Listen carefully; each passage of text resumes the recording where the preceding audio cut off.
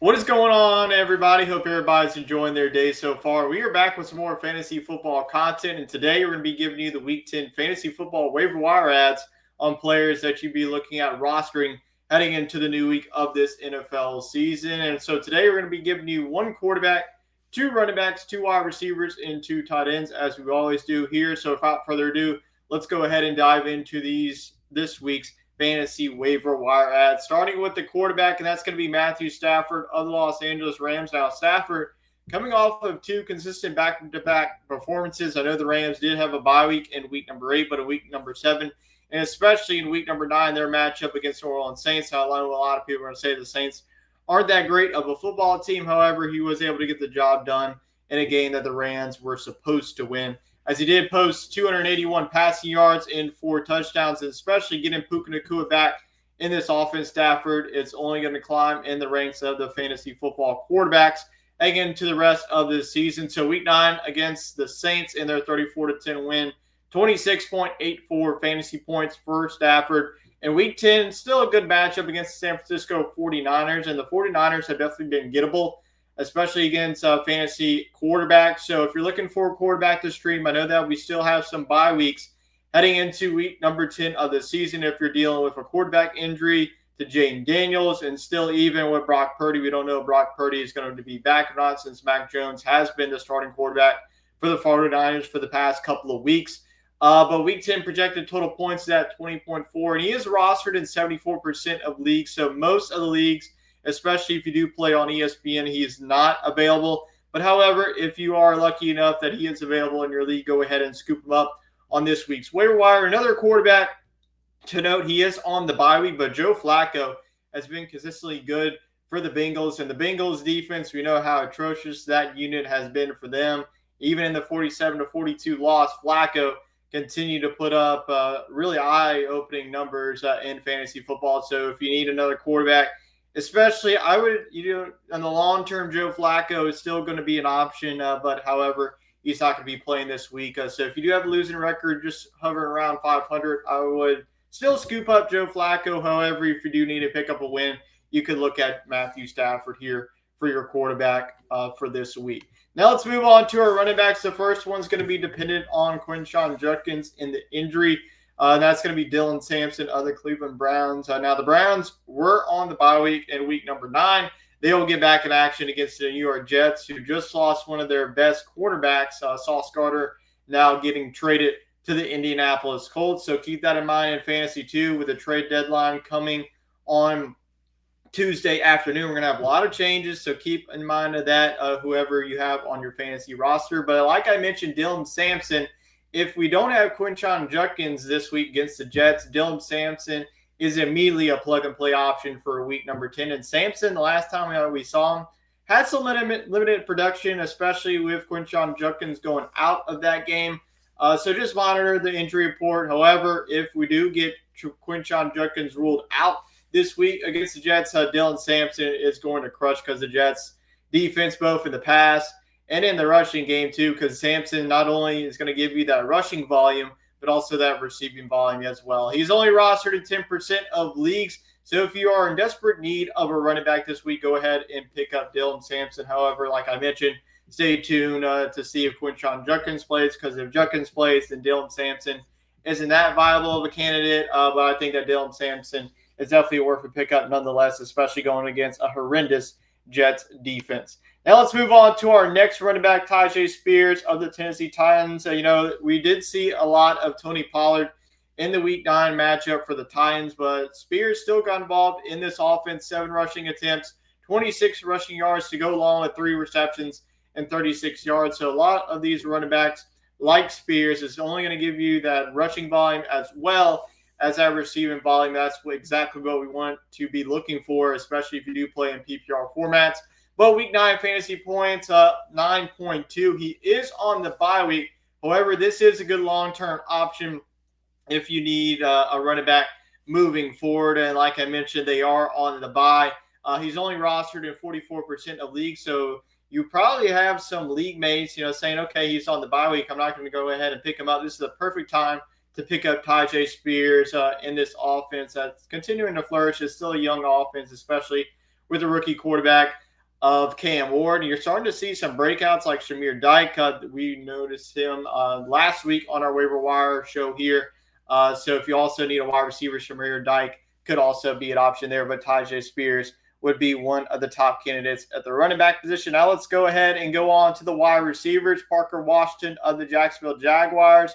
Another injury of note, too. Brian Thomas potentially won't even play in Week 10 matchup going up against the Houston Texans. But we even saw a lot of Parker Washington, even when Brian Thomas was on the field, especially with Travis Hunter being on the injured reserve. You won't see Hunter over the next couple of weeks here. But Washington got all the targets in Week 9 matchup for the Jags. 8 receptions, 90 yards. Week 9 fantasy points, 17.16. So if you were able to pick up Parker Washington and plug them into either your wide receiver 2 or your flex, hopefully you did walk away with a victory here in week number 9.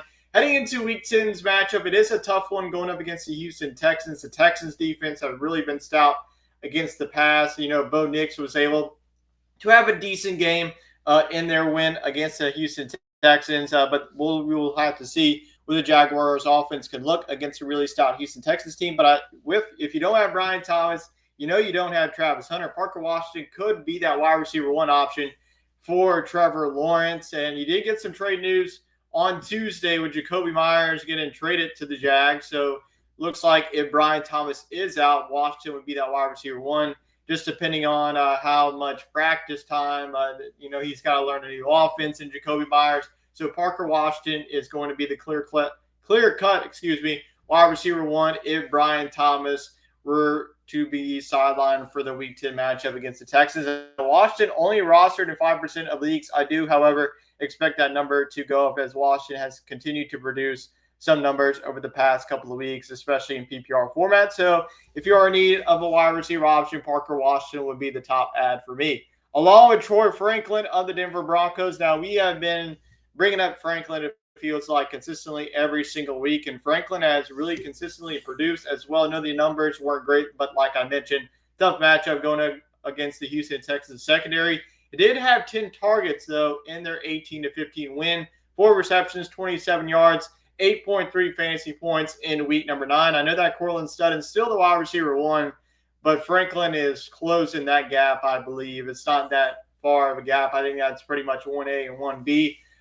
Really good matchup on Thursday night going up against the Las Vegas Raiders, and the Raiders secondary have given up a ton of points to opposing wide receivers. So this is a plug and play. Troy Franklin is a must-start option along with pretty much everybody in the Denver Broncos. I think that this is going to be a game that the Broncos really flex their muscle on the offensive side of the ball. He is rostered in 52% of leagues, so you're starting to see a lot of more people notice Troy Franklin. So if you do have an option to spend fab on him or to make a waiver claim, go ahead and pick up Troy Franklin and immediately start him in a really good matchup on Thursday night against the Las Vegas Raiders.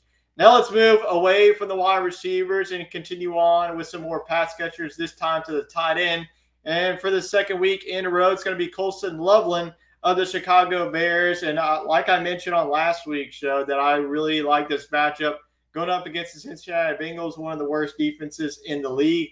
And we saw an explosion from Loveland, 6 receptions, 118 receiving yards, and 2 touchdowns, and 30.8 fantasy points. We will take that every single day of the week if we can get it from our tight end. Another good matchup going up against the New York Giants. Week 10 projected total points at 7.7. So wouldn't be surprised at all if Colston Loveland continues to shine in this offense. Though you did not see really Rome Odunze at all. He had 0 fantasy points. DJ Moore had 2 touchdowns in that game. We even saw Caleb Williams get a receiving touchdowns. That's not going to happen every single week. But I do really like this matchup for Colston Loveland. Once again, I definitely think that rest of season, he can really be a nice option for you in your fantasy lineups. He is rostered in 24% of leagues. So this is the time to take advantage and go pick up Colston Loveland this week if you are in need of a tight end. Now let's move on to our next tight end, Luke Musgrave of the Green Bay Packers. And with Tucker Kraft being out for the rest of the season, Luke Musgrave now is going to be the tight end 1 rest of season for the Packers. And the Packers, we saw with Tucker Kraft, that connection was definitely there between him and Jordan Love. We will see if it is the same with Luke Musgrave. But whenever Tucker Kraft didn't really play the rest of that game against the Carolina Panthers. Musgrave did finish the game, 3 receptions, 34 yards. Good enough for 6.4 fantasy points. So even in limited production, he was able to still have a decent game. I mean, I would take 6 fantasy points from our tight end every single week. Week 10 matchup, it is a Monday night game against the Philadelphia Eagles, and the Eagles defense have definitely been tricky against the pass. However, especially with Tucker Kraft being out, all the production, the tight end spot at least is going to go to Luke Musgrave. We will see how that production is going to fare between all the wide receivers with Christian Watson, Romeo Doubs, and the rookie and Matthew Golden. He's rostered in literally 0% of leagues on ESPN. So like I mentioned, if you have a Tucker Kraft injury or a tight end on the bye, I believe that Luke Musgrave would be a nice option along with Colston Loveland. It is a tougher matchup going up against the Philadelphia Eagles, but I definitely think the target share is going to be enough for Luke Musgrave to be a start for Week 10, even in a tough matchup, like I mentioned, against the Eagles on Monday night. So that's going to be it for our Week 10 fantasy football waiver wire ads. Let me know which player you are looking at roster heading into the new week of the season. And let me know also what player that I missed from today's list. And also, just a reminder, we will be having our weekly fantasy football show Tuesday night. We'll be going over our starts and sits and answering some of your fantasy questions heading into Week 10 of the season. So I appreciate everybody for tuning into today's video, and I'll catch you all next time. So long for now.